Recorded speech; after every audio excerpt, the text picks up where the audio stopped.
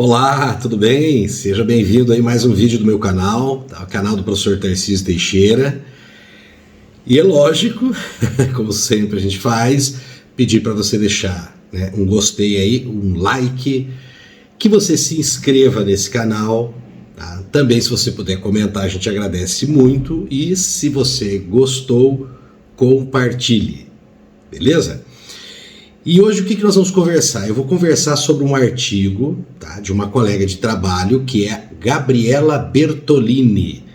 Né? Ela é advogada especializada em direito agrário e direito ambiental, lá da cidade de Tangará da Serra. Tá? Ela trabalha bastante com regularização de imóveis rurais, também orientação nas negociações, né, de compra e venda de imóveis rurais. Então eu vou comentar um artigo dela aqui, muito interessante, também é tema de uma palestra que ela vai fazer. E também vou dar os meus pitacos aqui, né, sobre esse assunto. Qual que é o tema do assunto? Né? O tema do assunto é aquela verificação para fazer um negócio. Né? Como assim? Verificação para fazer um negócio tem um termo em inglês para isso, due diligence. Então é a correta verificação para você fazer um negócio. Bom, por quê? Lembrando, quando a gente fala do agro, né, e essa semana, inclusive, nós inauguramos mais uma turma de gestão, né, tecnólogo em gestão do agronegócio no Instituto Federal do Paraná, de onde eu tenho aí a honra de ser professor. E eu comentava com os alunos nessa aula de introdução a importância das decisões. Como é importante você ter conhecimento para tomar as decisões no agro. Por quê? Porque são todas decisões grandes. Mesmo como nós estamos falando ali de um pequeno produtor, nós estamos falando de tratores, de um valor considerável para a compra da terra, dos fertilizantes, né, dos defensivos ou agrotóxicos, da própria mão de obra que é utilizada. Então, sempre nós estamos falando de grandes investimentos. E a consequência de uma decisão errada dentro dessa cadeia produtiva. Então eu analisei com eles, por exemplo, que é um clássico aí das minhas aulas, né, que é a cadeia do frango. Quando se toma uma decisão errada, o que pode acontecer dentro de um grande ecossistema produtivo que é o agronegócio. E a compra de terra não é diferente. Então, em alguns casos, nós estamos falando aí de muitos milhões de reais que estão envolvidos numa negociação.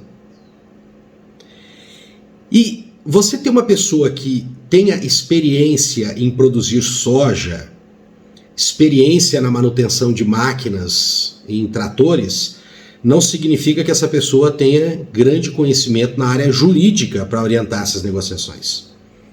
E o mundo hoje é um mundo complexo mesmo, não tem jeito. Então você imagina, você está falando de uma coisa, né, de uma negociação aí da cifra de milhões. Nós estamos falando de um ecossistema que funciona em cadeia. Se uma coisa dá errado aqui, vai dar errado um monte de outras coisas lá na frente. E um mundo que está muito mais complexo. As exigências de registro de imóveis, né, de comprovação das questões ambientais, a própria fiscalização do Estado hoje, né, por meio de satélites, drones. Então hoje, fotografia de celular para fazer uma denúncia. Então hoje tudo ficou mais complexo e também mais verificável pelo Estado. Consequentemente, você não pode ficar fazendo coisas no escuro.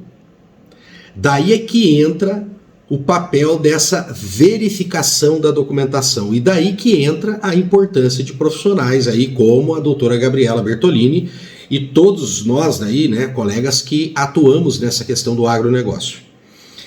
Então vamos lá, o que trata aqui o artigo dela, quais são os tópicos, né? Bom, primeira coisa básica que ela vai orientar quando você faz uma negociação como essa é pedir a matrícula. Ora, o que é a matrícula? A matrícula é o histórico ali de nascimento e o histórico de vida daquela propriedade. Então ali vai estar dizendo como que aquela propriedade surgiu. Então, por exemplo, quando ela tem a sua inauguração, né, ela precisa ter de alguma forma uma confirmação feita por Estado. Então, se você voltar nos idos, aí, principalmente no estado onde ela atua, né, Mato Grosso e Mato Grosso do Sul, agora também Goiás, e lá para a região norte isso está acontecendo muito, nós vamos ter, né, as colonizações. Então a gente vai ter ali a divisão, o desmembramento, a criação das glebas. Então existem muitos casos em que nós temos a inauguração de uma matrícula. E de alguma forma isso vai passar para alguma autorização do Estado. Então tem que conferir se essa autorização está correta. Outra coisa que acontece muito ali naqueles estados, Mato Grosso do Sul, né? Você tem desmembramento e depois você tem fusões de propriedades. Então acontece muito de uma propriedade ser desmembrada em um determinado momento, aí aquela parte que é desmembrada é fusionada, né, numa outra, então você tem a união de matrículas. Outra coisa que acontece no Mato Grosso, tá? O Mato Grosso, como foi um estado que cresceu muito, tá? O Mato Grosso do Sul também aconteceu isso, então comarcas foram abertas, tá, num intervalo de tempo muito pequeno, né? Cidades que foram sendo criadas e comarcas que foram sendo criadas.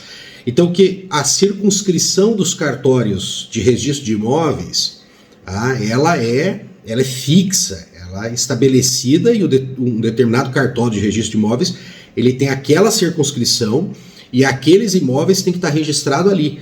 Então é muito comum você pegar um imóvel que estava em determinado cartório e que agora já está num outro cartório, que vai para o outro cartório, que vai para outra cidade, conforme vai tendo essa distribuição, redistribuição das áreas de circunscrição. Também você tem que lembrar do seguinte, tá? Que nós temos duas etapas quando você vai fazer o registro da aquisição, né, de um imóvel. Você vai registrar a documentação, tá? O contrato de compra e venda ou de promessa de compra e venda, onde? No cartório de notas. Então, esse primeiro registro você está dizendo para o Estado, né? Porque o cartorário é o representante do Estado que está testemunhando essa negociação e vai guardar isso. Então, no primeiro momento, você está indo ali juntos, né? Comprador e vendedor, ou seus representantes estabelecidos por procuração, e estão dizendo, ó, a gente quer aqui na frente do Estado dizer que a gente fez essa negociação, beleza? Dali vai sair aquela escritura, onde o cartorário está dizendo: Fulano e Beltrano compareceram aqui com as suas respectivas documentações e procurações e me apresentaram esse contrato de compra e venda nessa e nessas condições, e eu estou confirmando que isso aconteceu. Aí você vai levar isso, né, quando se concluir, consolidar, realmente ocorrer compra e venda, que é quando termina a negociação, porque se confunde muito, né, a promessa de compra e venda com a compra e venda propriamente dita é quando termina, né? Pagamento. E aí sim pode ocorrer o registro. E ali então vai se registrando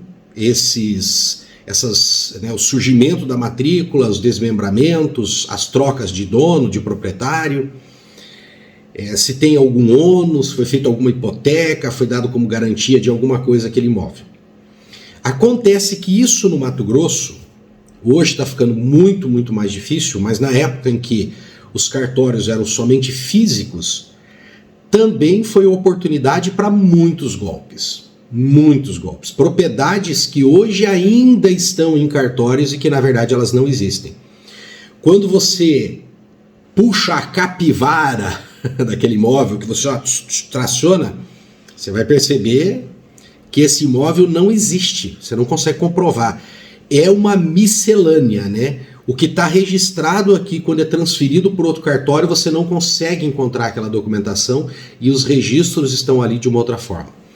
E tem ali famílias, né, de medalhões ali no Mato Grosso que se especializaram em fazer isso. Então, muito cuidado. Por isso que é importante consultar. E não é uma coisa fácil não, viu, gente? Se você não tiver um advogado, tá, que vai se deter em pedir essa documentação aos cartórios, parar, ler, comparar, né? Ele também tem que ter conhecimento técnico, jurídico, para ir lá diante do cartorário e falar: escuta, o que está acontecendo aqui? Às vezes o cartorário já nem é mais o mesmo, porque isso, né, passa um tempo, você sabe que agora os cartórios têm os concursos, Então o próprio cartorário também não vai entender, porque ele domina o que está ali. Ele também tem que pegar a documentação que vem do outro cartório. Então é um verdadeiro trabalho de investigador. E às vezes as pessoas não sabem do conhecimento que o advogado tem que ter, às vezes com a ajuda do engenheiro agrônomo, do topógrafo, né, tem que visitar o local, procurar pessoas que moravam ali, às vezes tem que fazer uma investigação mesmo, tentar encontrar endereço de pessoa. É uma investigação que esses advogados fazem. Por isso que às vezes você pega o orçamento do trabalho dele e você fica assim, nossa, né? Por que eu vou pedir isso, né? Se hoje eu posso até pedir pela internet, né? Sim, tudo bem, você pode fazer, nada impede você fazer essa investigação, mas tem que ter um conhecimento, né, inclusive da lei de registros, para você fazer essa investigação. E às vezes tem que formar uma equipezinha mesmo, como eu te falei, tem que ter o advogado especializado, tem que ter o engenheiro agrônomo fazendo esse trabalho. Então, matrícula. Outra coisa, né? O próprio advogado também, ele tem que desenvolver um conhecimento sobre o básico, sobre a topografia, porque ele tem que conversar com o topógrafo, porque muitos documentos ainda vão estar com o registro topográfico antigo, e outros, né, boa parte hoje, principalmente propriedades grandes, já estão com o georreferenciamento, que tem que ser feito. E aí começa a entrar regras. Porque o georreferenciamento não é qualquer agrônomo que pode fazer. Então esse agrônomo tem que apresentar essa documentação, ele tem que estar inscrito junto ao INCRA. Tem as normativas técnicas para se fazer isso, então tem uma instrução normativa de como que se faz isso, quais os procedimentos. Então o advogado também tem que dominar essa área para ele conferir se esse georreferenciamento está feito. Então você começa a perceber como não é um trabalho comum, não. É um trabalho extremamente especializado. Tá? Bom, vamos para outra também. Além disso, tá, gente? Ele tem que ver como que está o ITR. Se o ITR está sendo recolhido. Tá? Lógico que o pessoal pensa assim, o ITR é uma coisa barata hoje em dia, né? Se a gente comparar pelo tamanho, né, do investimento que é a própria propriedade, sim, é barato mesmo, né? Mas tem que ver se não tem nenhum passivo ali. Também tem que ver o certificado do cadastro imóvel rural. Tá? E que essas duas coisas estão, né, cruzadas, elas têm dependência, né, do ITR para você emitir o CCIR. Tranquilo também, tem muita gente que pode fazer isso, não obrigatoriamente tem que ser advogado. Mas você tem que ver se esse ITR está devidamente, né, recolhido, as proporções corretas, às vezes tem que ver se tem algum questionamento sobre isso. Bom, aí nós entramos numa outra etapa ainda, nem sei se eu estou na quarta ou quinta etapa aqui já, que é o conferir se nós temos também algum passivo ambiental. Mas passivo ambiental, então, o que é isso? É o seguinte, né? Você pode ter uma multa, pode ter tido um desmatamento, pode ter tido uma denúncia, né? Aliás, você não, né? A propriedade com o antigo proprietário. Outra coisa, você pode ter também ali algum inquérito, né, alguma coisa que está ocorrendo na Polícia Civil, né, porque lembrando, né, você vai ter a responsabilidade civil, criminal e administrativa. Então você tem que dar uma olhada como é que está tudo isso aí e tem que puxar a capivara, como eu já usei essa expressão, né? E é bom você estar ali, né, sendo assessorado por um advogado especialista nessa área, tá bom? Porque você pode ficar surpreso às vezes com os valores de algumas multas que você vai ter que pagar depois. E aí depende de outro aspecto. Tá? Agora eu vou dar uns pitacos aqui para tentar contribuir com o trabalho da doutora Gabriela. É o seguinte, primeira coisa que eu sugiro para vocês, que é importante, é que o fato de você encontrar problemas, né, tributários, ambientais, isso não significa que você está fazendo um mau negócio. Porque as pessoas, quando elas não entendem, elas ficam com medo e já desistem da compra. E às vezes o comprador está com aqueles problemas ali, mas você não está negociando com um bandido, com um criminoso, gente. Porque multa por problemas ambientais, umas questões tributárias, às vezes questões trabalhistas também, tem essa, né? Isso aí está todo mundo sujeito, não tem como. Você pode ser um santo perfeito, que você está sujeito a algum tipo de infração ambiental, trabalhista, tributária. Nós vivemos num país complexo. Então é muito difícil a pessoa falar assim, não, eu consigo estar isento disso completamente. É muito difícil. Alguma coisa acaba acontecendo na sua vida. E aí você vê, né, uma ação trabalhista, alguma autuação de órgão ambiental, alguma questão tributária, e você pensa, será que eu estou trabalhando com uma pessoa desonesta? Né? E aí você fica inseguro e pode perder um grande negócio. Daí a importância de você estar sendo orientado por um bom advogado.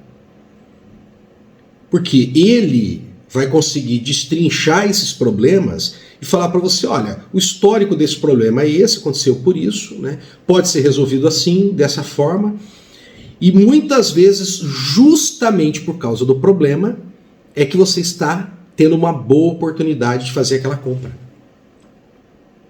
Você já ouviu falar daqueles empresários que compram empresas falidas com, né, dezenas de problemas para reestruturar, ergue a empresa e vende a empresa?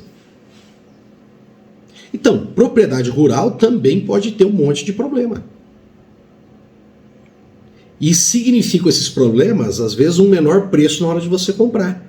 Então você precisa da ajuda desse profissional justamente para ele te orientar o quanto vai custar para você regularizar aquilo, o tempo que vai regularizar. Se você comprar e começar a regularizar aquilo, significa que você vai poder produzir ou não? O que implica aquilo? Vai pedir algum financiamento, algum crédito? Você precisa desse financiamento, desse crédito? Às vezes você não precisa. Então, consequentemente, começar a negociação e começar a resolver os problemas não implica que você vai ter prejuízo com isso. Então veja bem, né? É interessante isso. A outra coisa importantíssima, o segundo pitaco que eu dou aqui, é o contrato. Então quando você está bem orientado desde o início por um advogado especializado nisso, ele vai ver todos os problemas, as naturezas desse problema, as soluções possíveis, e ele vai dizer para você como que isso deve entrar no contrato. Se as coisas estiverem claras no contrato, gente, né, não tiver incorrendo nenhuma legalidade, você pode se proteger, né, e ficar claro como que cada um tem que resolver isso, né? Tanto o comprador, o que ele vai assumir de passivo e de problemas para resolver, como também o vendedor. E ficando isso claro para ambas as partes, parte desses problemas, inclusive, pode ser condicionado, né, ao pagamento. Então, tem isso aqui. Se tiver a solução A, não tem que pagar. Se tiver alguma condenação, tem que pagar. Então o comprador paga? Desconta do pagamento. Então um contrato bem elaborado vai te poupar de muita dor de cabeça, daquelas surpresas negativas, tá bom? Então quero parabenizar aqui, né, a nossa colega, a doutora Gabriela, e fica assim o aproveitamento da ideia do artigo dela e as minhas sugestões aqui. Espero que vocês gostem desse vídeo, compartilhem e deixem o like. Valeu, um abraço.